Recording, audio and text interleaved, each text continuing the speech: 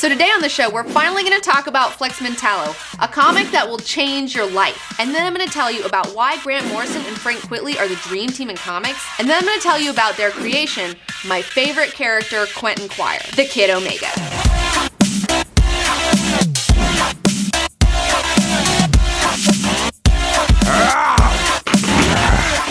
Welcome to the Comic Book Girl 19 show! The inspiration for Mentallo came from the real-life character of Charles Atlas, and to appreciate this comic, you need to know a little bit more about Charles Atlas and his charming ads of the 1940s. This guy was like one of the first bodybuilder exercise gurus ever, and he became popular, rising to fame through the medium of comic books. These Charles Atlas comic book ads would famously tell the story of a kid named Matt. Ah, what a lovely day at the beach, Jenny. Oh no, Jenny, maybe we better go inside. Here comes that big gorilla Gus. Afraid he'll bite you, little boy? Well, Skinny Mac, run along now. Alice and I are stepping out. But Alice has a date with me. Oh. Maybe she did have one, but not now, you skinny weakling. Sorry, Mac, but I can't help it if you're so helpless. You weakling, he called me. I'll make him eat those words. I'll send for a free Charles Atlas book and find out how to become a real man. Boy, Atlas really builds men fast. Just look at these muscles. Now watch me show up that big show off. What? You here again? Scram before I... Oh yeah? Take that. Wham! Oh, Mac, you're so wonderful. What a He-Man you got to be. In later versions of the ad, after beating up the bully, all the onlookers cheer and declare him hero of the beach. It's a very cute story in its simplicity, and possibly one of the first anti-bullying campaigns ever.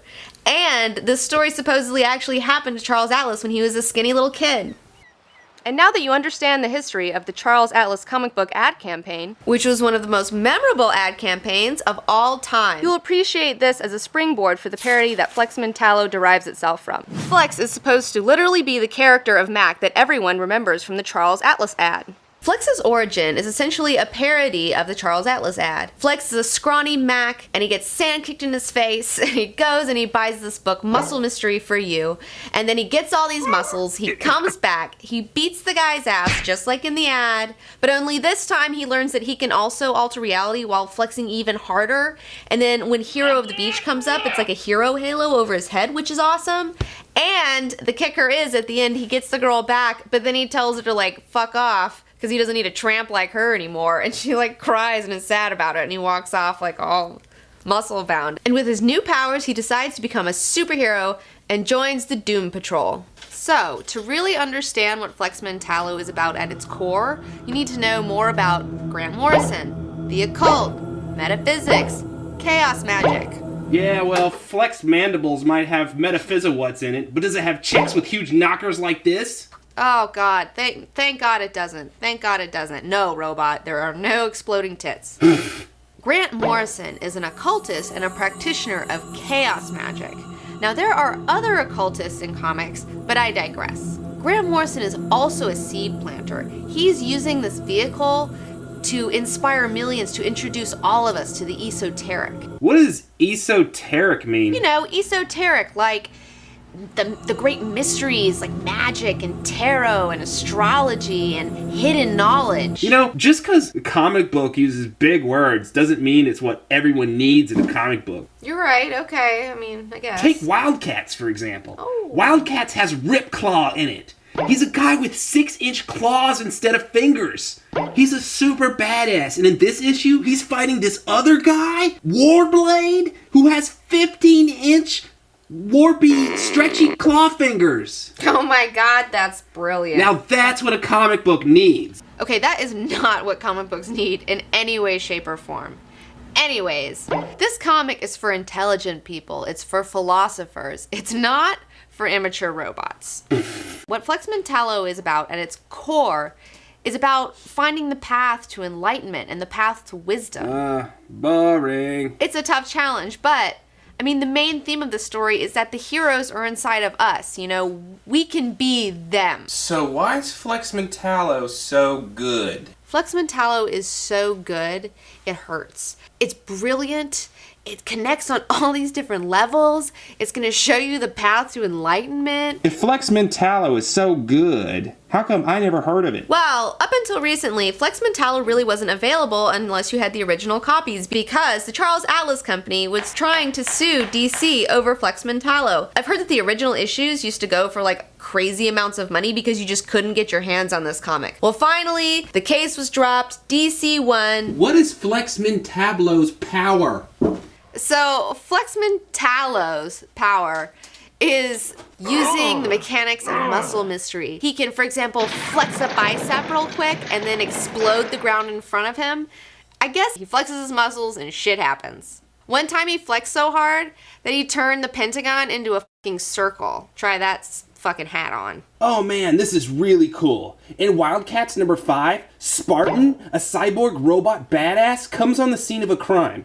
And then the bad guys are all gone, right? And he can't do anything. So he pulls out this like thingamabobber device, Gizmoado, from his belt. And then the device lets him be able to see back in time to see what happened like an hour ago at the scene. And then they totally know where the bad guys went. It's awesome. That is the dumbest fucking thing I have ever heard in my life, okay? No, it's super badass and extreme.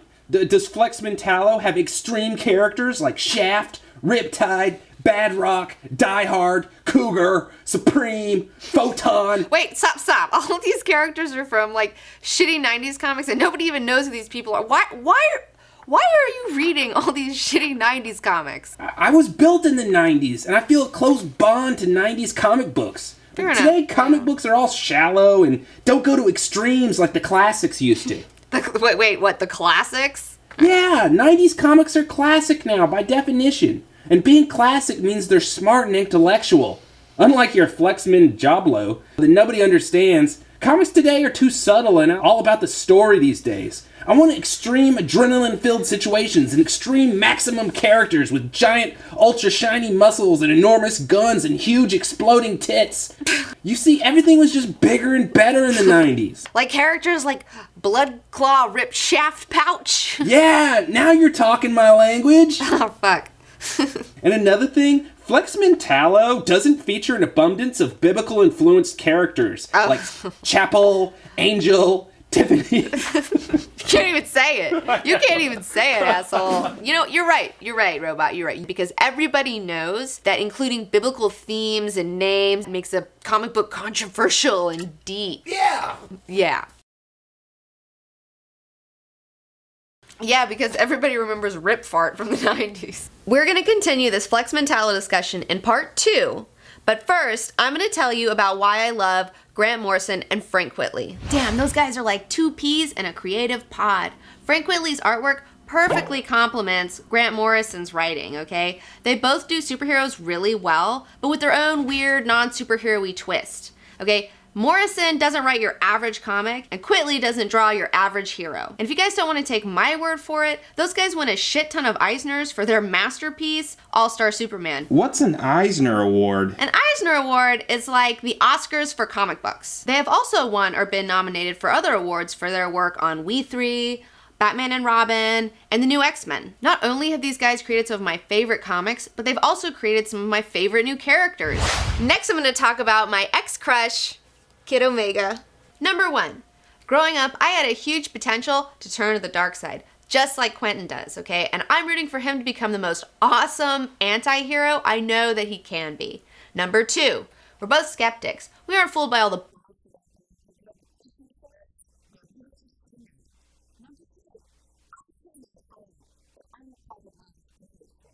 shit with Sophie was so sad. What a bummer. And I love the fact that he keeps hitting on black girls now. I can get behind that.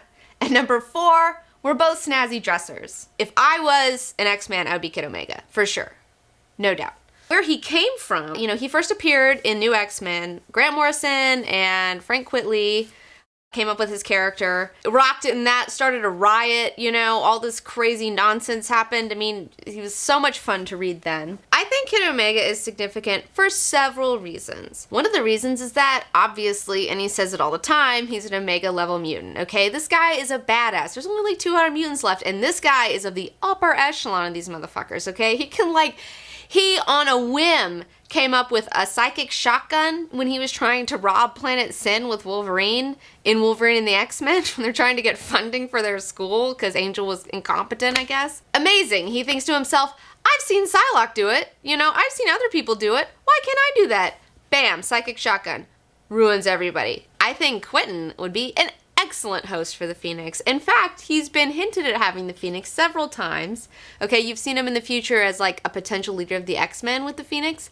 You've also seen him like in the past, like in the White Hot Room with Jean from like an alternate dimension where he is the Phoenix. Okay, he is obviously capable of handling that shit. All right, so I think at some point Quentin will be the Phoenix. I hope so. I hope so, because he would be pretty fucking badass, you know, even more so. So, in review, I would say keep your eye on Kid Omega, because he could be like the X-Men's worst villain. He could be the leader of the X-Men. You don't even know. You know, this character could go so many different ways, and it's so much fun to watch him develop. I have a Kid Omega tattoo, all right? How many people do you know who have some retarded Quentin Quire tattoo? Bill loves Kid Omega.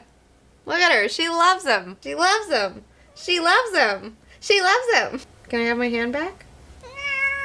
It's a no. Which is another way of saying that magicians embrace the magic within themselves. Which is another way of